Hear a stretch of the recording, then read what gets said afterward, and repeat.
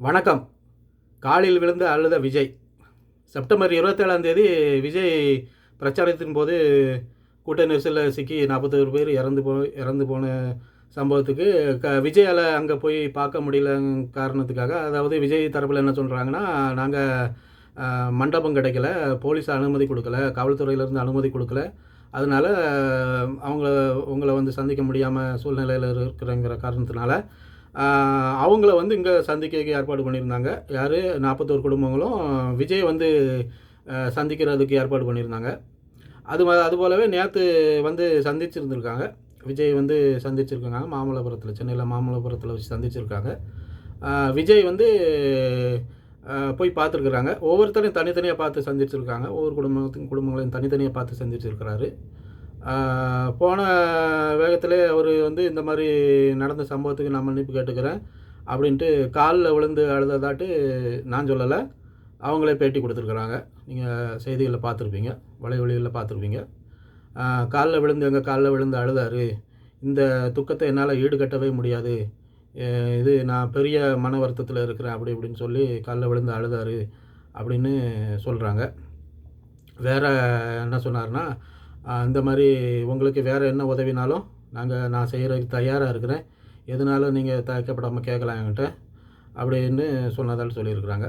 வேறு இன்னொருத்தர்கிட்ட அவங்ககிட்ட இதனால் உங்களுக்கு மன வருத்தம் இல்லையா அப்படின்னு கேட்கும்போது அவர் என்ன சொல்கிறாருன்னா, இல்லை இதில் எனக்கு எந்த வித மன வருத்தமும் இல்லை, இது வந்து கூட்டத்தில் நாங்கள் பார்க்க போய், அதாவது விஜய் வந்து பெரிய ஸ்டாரு, பெரிய பிம்பம். அதாவது எங்கள் ஊரில் ஒரு யானை வந்தாலே, ஒரு தெருவில் ஒரு யானை வந்தாலே பெரும்பாலும் எல்லோரும் போய் பார்க்குறது தான். சீரியல் நடிகையோ நாடக நடிகரோ வந்தால் கூட எல்லோரும் போய் பார்ப்போம். அது வந்து இயற்கை. அதனால் அதே மாதிரி தான் விஜய் வந்து ஒரு சினிமா ஸ்டாரு, உச்சத்தில் இருக்கிறவர். அவர் பெரிய ஸ்டாரு, சூப்பர் ஸ்டார் அப்படிங்கிறதுனால நாங்கள் போய் பார்க்க போனோம் அப்படின்ட்டு அவர் சொல்கிறார். பார்க்க போன இடத்துல இந்த மாதிரி அசம்பாவிதம் நடந்து போச்சு, கூட்ட நெரிசலில் சிக்கி நாங்கள் இந்த மாதிரி சம்பவம் ஆகி இறந்து போயிட்டோம் அப்படின்னு சொல்கிறாங்க. அப்புறம் ஒரு பெரியவர் சொல்கிறாரு, இந்த மாதிரி எவ்வளோதான் பணம் கொடுத்தாலும் வச்சாலும் போன பிள்ளை வந்து கிடைக்குமா, அதுக்கு ஈடாகுமா அப்படிங்கிற மாதிரிலாம் சொல்கிறாங்க. அப்புறம் வேறு என்னெல்லாம் சொன்னார், என்ன பேசுனீங்க அப்படின்னு கேட்டதுக்கு வந்து அவங்க சொல்கிறாங்க, வேறு என்ன உதவினாலும் செஞ்சு தரேன்னு சொல்லியிருக்கிறாரு, இன்சூரன்ஸ் போட்டு கொடுத்துருக்கிறாரு எங்களுக்கு, வேறு கல்விக்கு ஏதாவது உதவி செய்யணுனாலும் நான் செய்கிறேன்னு சொல்லியிருக்கிறாங்க. போன வீடியோவில் நான் சொன்ன மாதிரி தான், கல்வி உதவி நீங்கள் என்ன யாருக்கு செய்ய போகிறீங்கன்னு தெரில, படிக்கக்கூடிய பிள்ளைகள்லாம் செத்து போச்சு, உங்களை பார்க்க வந்து தான் செத்து போனாங்க. இனி கல்வித்தொகை நீங்கள் யாருக்கு செய்ய போகிறீங்கன்னு தெரில, அங்கே வந்து உங்களை பார்க்க வந்து உங்களுக்கு நீ 1ஆம் கிளாஸ் படிக்க வைக்க போகிறீங்களான்னு தெரில, கல்வி உதவி செய்கிறேன்னு சொல்லியிருக்காருன்னு சொல்கிறாங்க. அது தெரில என்னன்ட்டு. அப்புறம் இந்த மாதிரி சொல்லியிருக்கிறாங்க. இப்போ இதில் என்னன்னாக்கி, அன்றைக்கி சம்பவம் நடந்த அன்னைக்கு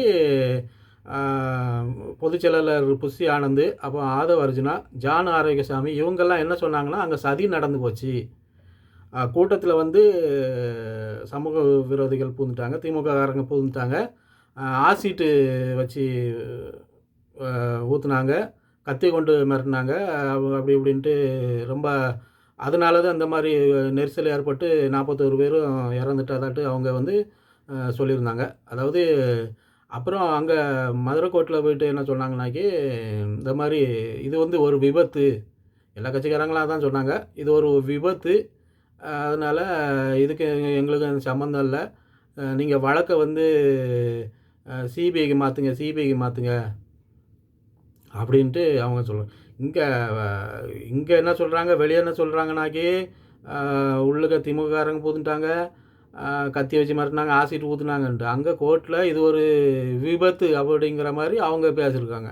ரெண்டும் முன்னுக்கு முன்னு முரணாக தான் இருக்குது. இதில் உண்மை என்னன்னாக்கி, இன்றைக்கி அவங்க பத்திரிகைக்காரங்க சந்தித்து அன்னைக்கு அங்கே விஜய் பார்த்துட்டு வந்ததுக்கப்புறம் என்ன நடந்துன்னு கேட்கும்போது அவங்க எந்த இடத்துலையுமே உள்ளுக்க யாரும் கத்தி வச்சு குத்துனதாவோ ஆசிட்டு ஊற்றுனதாவோ, அதனால தான் தள்ளுமுள்ளு ஏற்பட்டு இறந்து இவ்வளோ 41 பேர் செத்து போனாங்க அப்படின்ட்டு எந்த இடத்துலையுமே யாருமே, அந்த ஒரு அம்மாவும் சொல்கிறாங்க, ஒரு பெரியவர் சொல்கிறாங்க, வேற இன்னொரு ஆள் இருக்கிறார், அவரும் சொல்கிறாங்க. அவங்க யாருமே எந்த இடத்துலையுமே இப்படி ஒரு சதி நடந்துச்சுன்ட்டு யாருமே சொல்லலை. நாங்களாக பார்க்க போய் தான் கூட்டத்தில் நசுங்கி இறந்து போனோம். இதுதான் அவங்க கொடுத்துருக்க ஸ்டேட்மெண்ட்டு.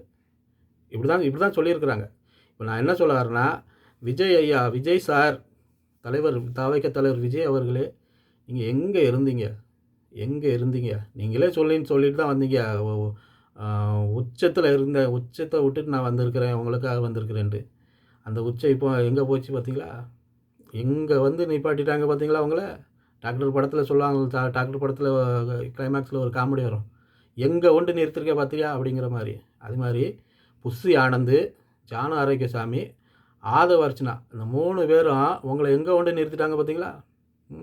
உங்கள் படம் ரிலீஸ்னாலே 1 மாதத்துக்கு முன்னாடி அந்த படத்தோட ஹிட்டான பாட்டை போட்டு ஹிட் பண்ணி ஹைப் ஏற்றி அது ஒரு திருவிழா மாதிரி கொண்டாடி விஜய் படம்னாலே ஆஹா ஓஹோன்னு பயங்கர பில்டப்பு ஹைப்பெலாம் ஏற்றி டாப்பில் இருந்த உங்களை அப்படியே கொண்டு குழிகளை கொண்டு தள்ளி விட்டாங்க.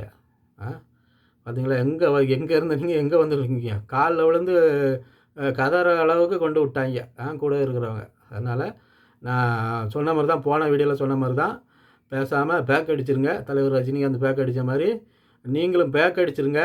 இல்லை சினிமாவுக்கு போயிருங்க, சினிமாவுக்கு போங்க, சினிமாவில் போய் நடிங்க, உங்களுக்கு படம் ஓட தான் செய்யும். அப்படிலாம் ஒன்றும் இன்னும் மட்டமாலாம் அப்படிலாம் ஒன்றும் போகாது. ஆனால் ரொம்ப கேவலப்பட்டீங்க, ரொம்ப அசிங்கப்பட்டீங்க. இருந்தாலும் இது மறந்துடுவாங்க, நம்ம ஆட்கள் மறந்துடுவாங்க. இதெல்லாம் ஒரு பெரிய சம்பவமே கிடையாது. கொஞ்ச நாளைக்கு பேசிவிட்டு அடுத்தல ஏதோ ஒரு பிரச்சனை வரும், அதில் சம்மந்தப்பட்டு அப்படியே அதை பேசிவிட்டு அப்படியே போயிடுவாங்க. இந்த சம்பவம் அப்படி மறந்துடுவாங்க. அதனால் நீங்கள் சினிமாவுக்கு போயிருங்க, திரும்பி சினிமாவுக்கு போயிருங்க. அதுதான் உங்களுக்கு நல்லது. மறுபடியும் அரசியலில் வந்து இன்னும் அதை செய்ய போகிறேன் இது செய்ய போகிறேன்னாக்கி அது உங்களால் செய்ய முடியாது. நீங்கள் செஞ்சுவிடவும் மாட்டீங்க. சரியா? உங்களை செய்யவும் விட மாட்டாங்க, கூட இருக்கிறவங்க செய்யவும் விட மாட்டாங்க. அதனால் பேசாமல் திரும்ப சினிமாவுக்கு நடிக்க போயிருங்க. அதுதான் உங்களுக்கு நல்லது. நன்றி, வணக்கம்.